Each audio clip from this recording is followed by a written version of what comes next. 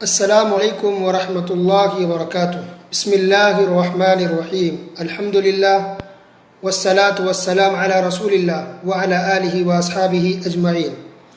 محترم سامعین کرام، آپ سن رہے ہیں عید الاضحیٰ کے احکام و مسائل پارٹ نمبر 9۔ آج کے درس میں ہم یہ جانیں گے کہ قربانی کی شروعات کب اور کیسے ہوئی۔ ہو سکتا ہے کہ آپ کے ذہن میں یا آپ میں سے کسی کے ذہن میں یہ بات آ رہی ہو کہ یہ قربانی کا جو سسٹم ہے، یہ سلسلہ ہے، کیا صرف امت محمدیہ میں ہے یا پہلے سے ہے؟ اگر پہلے سے تو کب سے ہے؟ تو یہ قربانی صرف اس امت محمدیہ میں نہیں ہے، یہ قربانی کا سلسلہ بہت پہلے سے آ رہا ہے۔ ہزاروں سال پہلے سے لوگ مسلمان قربانی کرتے آ رہے ہیں۔ اس کی شروعات ہوئی ہے ابراہیم علیہ السلام کے زمانے میں۔ کیسی ہوئی؟ اس کا جواب موجود ہے قرآن مجید کے اندر، پارہ نمبر 23 سورہ صافات آیت نمبر 102۔ اعوذ باللہ من الشیطان الرجیم۔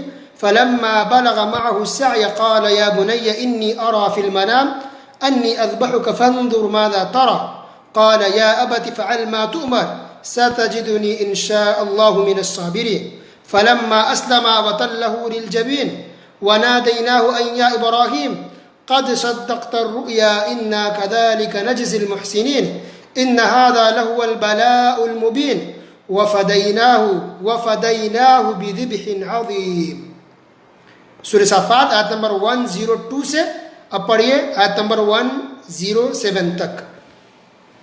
یعنی ابراہیم علیہ السلام کو اللہ تعالیٰ نے حکم دیا، ابراہیم علیہ السلام نبی تھے، رسول تھے، اللہ نے ان کو حکم دیا کہ آپ اپنے بیٹے کو ذبح کریں۔ اللہ اکبر۔ اور ان کے حالات اگر بیک گراؤنڈ اور پس منظر کی بات کریں تو بہت وہ خوش نہیں تھے، یا بہت آسانی اور آرام میں نہیں تھے جسے آج ہم آرام سے اچھے گھروں میں کھا پی رہے ہیں سکون سے آرام سے، نہیں۔ یہ حالات اور اس وقت کے جو حالات تھے وہ یہ تھے کہ ابراہیم علیہ السلام اپنی قوم کو سمجھا کر تھک گئے۔ قوم ایمان لانے کو تیار نہیں تھی، لوگ مسلمان نہیں ہو رہے تھے، اسلام کو قبول نہیں کر رہے تھے، پریشان ہو گئے، تھک گئے۔ یہ پس منظر ہے، بیک گراؤنڈ ہے۔ تب اللہ تعالیٰ نے ایک بیٹا دیا، اسماعیل علیہ السلام۔ بہت عمر زیادہ ہو گئی تھی ابراہیم علیہ السلام کی، تو بڑھاپے میں اولاد ہوا، بیٹا ہوا اسماعیل علیہ السلام۔ تو اکلوتا بیٹا، پہلا بیٹا، اکلوتا بیٹا، ایک ہی بیٹا ہے، بڑی دعا کے بعد یہ بیٹا پیدا ہوا۔ اللہ اکبر۔ اللہ نے حکم دیا کہ تم اپنے بیٹے کو ذبح کر دو، بیٹا کو ذبح کر دو۔ اللہ اکبر۔ بیٹے نے، ابراہیم علیہ السلام بیٹے سے پوچھا کہ میں نے یہ خواب میں دیکھا کہ میں تمہیں ذبح کر رہا ہوں، تمہاری کیا رائے ہے؟ تو کہا کہ اللہ نے جو حکم آپ کو دیا وہ کیجیے۔ اللہ اکبر۔ بیٹا بھی دیکھے تربیت۔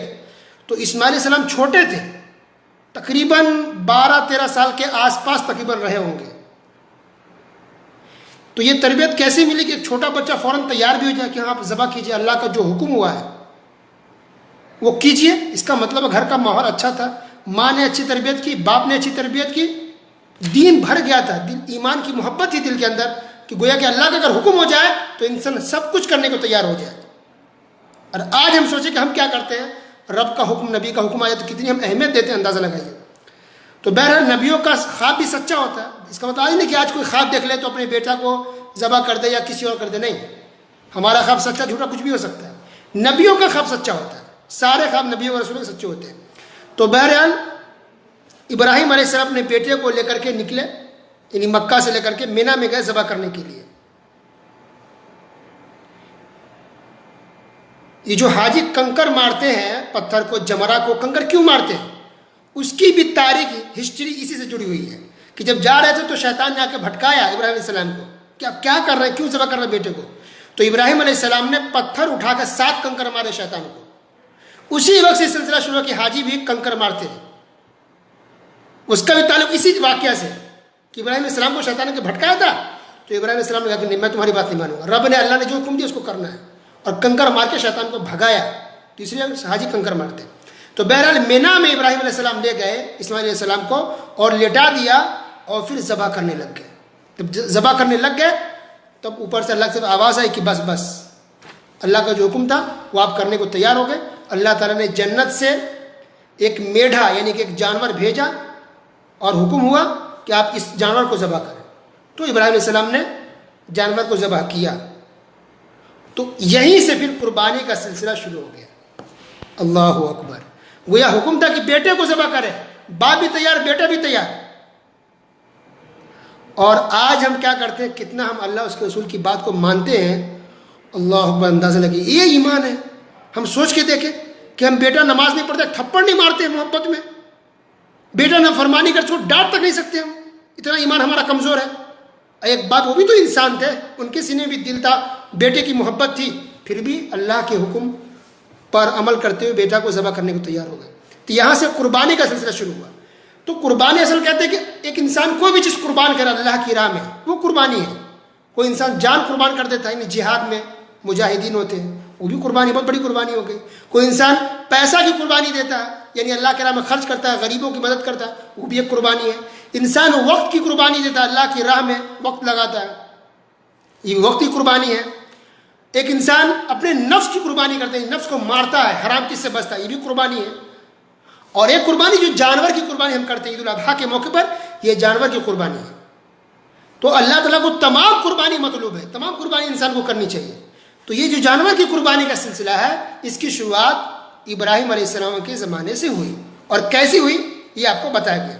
تو یہ تفصیل قرآن میں موجود ہے، اور ڈیٹیلز حدیث کے اندر بھی ہے. مسند امام احمد جلد نمبر 1 صفحہ نمبر 297 کے اندر آپ کو مل جائے گا. مقصد کیا ہے قربانی کا؟ مقصد یہ ہے تقوی. گوشت اور یہ خون اللہ تعالیٰ کو نہیں پہنچتا ہے، اور اللہ تعالیٰ کو اس کی ضرورت بھی نہیں ہے.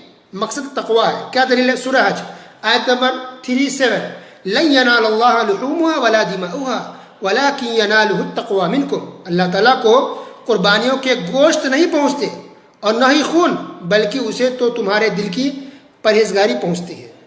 تو اللہ تعالیٰ دل دیکھتا ہے، تقوی دیکھتا ہے، ایمان دیکھتا ہے، گوشت اللہ کو نہیں پہنچتا ہے. تو اس سے پتہ چلا کہ جو ہم قربانی کرتے ہیں وہ دکھانے کے لیے، ریاکاری کے لیے، شہرت کے لیے نہ کریں، بلکہ قربانی عبادت ہے، بہت عظیم، بہت بڑی عبادت ہے. اور عبادت کے لیے اخلاص ضروری ہے. اگر ریاکاری آ گئی، دکھاوا آ گیا، تو آپ نے سنا ہے کہ ریاکاری دکھانے کے لیے کوئی عبادت کرنا یہ شرک ہے. تو دکھانے کے لیے قربانی نہ کریں، یا صرف گوشت کھانے کے لیے نہ کریں، بلکہ اصل اللہ کو راضی کرنے کے لیے کریں، اللہ کی خوشنودی حاصل کرنے کے لیے کریں، اللہ کی رضا کے لیے، اجر و ثواب حاصل کرنے کے لیے. تو یہ قربانی عبادت ہے، اس کا مقصد تقوی ہے. اور اس کی جو حکمت یہ ہے کہ اللہ کو یاد کیا جائے. اس کی حکمت یہ ہے کہ انسان کے اندر یہ بات پیدا ہو کہ انسان اللہ کے خاطر کچھ بھی کرنے کو تیار ہو جائے گا، اور کرنا چاہیے. اس میں حکمت یہ بھی ہے کہ اصل مقصد یہ کہ انسان اللہ کی بات مانے، رسول کی بات مانے. اصل اس کے اندر اطاعت ہے، فرما برداری ہے، بات ماننا ہے. ورنہ ہم جانور ذبح اگر نہیں بھی کریں گے تو کیا فرق پڑ جائے گا؟ اللہ کی شان میں کوئی کمی نہیں آئے گی. لیکن اگر ہم ذبح کرتے ہیں تو اس سے ثواب ملے گا، اجر ملے گا. عظیم عبادت ہے، ہم رسول کے طریقے پر چلنے والے ہیں. تو یہ ہے قربانی کا مقصد کہ تقوی، اخلاص کے ساتھ اللہ کو راضی کرنے کے لیے کریں. اور یہ ذہن میں رکھیں کہ اللہ نے کتنا کرم کیا ہم مسلمانوں پر کہ ہم لوگوں کو اپنے بیٹوں کو ذبح کرنے کو نہیں کہا گیا، بلکہ صرف جانور ذبح کرنے کو کہا گیا بس. کیا ہم یہ بھی نہیں کر سکتے؟ اللہ اکبر. اور یہ قربانی کا حکم کیا ہے؟ بعض علماء نے کہا کہ یہ واجب ہے، اور اکثر علماء نے کہا کہ یہ سنت مؤکدہ ہے. تو قربانی عظیم بات ہے، اس کا بہت زیادہ جو ثواب ہے، چاہیے کہ انسان کرے، لیکن اخلاص کے ساتھ اللہ کو راضی کرنے کے لیے. قربانی کا ذکر اللہ نے قرآن میں کئی جگہ کیا ہے. سورہ حج آیت نمبر 34 کے اندر، اور سورہ حج آیت نمبر 28 کے اندر بھی. اور اللہ نے اس میں حکم دیا فَكُلُوا مِنْهَا وَأَطْعِمُوا الْبَائِسَ الْفَقِيرَ، کہ خود بھی کھاؤ اور بھوکے غریبوں مسکینوں کو کھلاؤ. خود بھی کھاؤ، مسکین سوال کرنے والے لوگوں کو بھی، اور جو نہ مانگے غریب اس کو بھی کھلاؤ. تو یہ کہ خود کھائے بھی، انسان کھلائے بھی، غریبوں کا خیال رکھے، اور اللہ کی رضا کے لیے ثواب کی نیت سے انسان قربانی کرے. وصلی اللہ علی نبینا محمد وعلی آلہ وصحبہ اجمعین.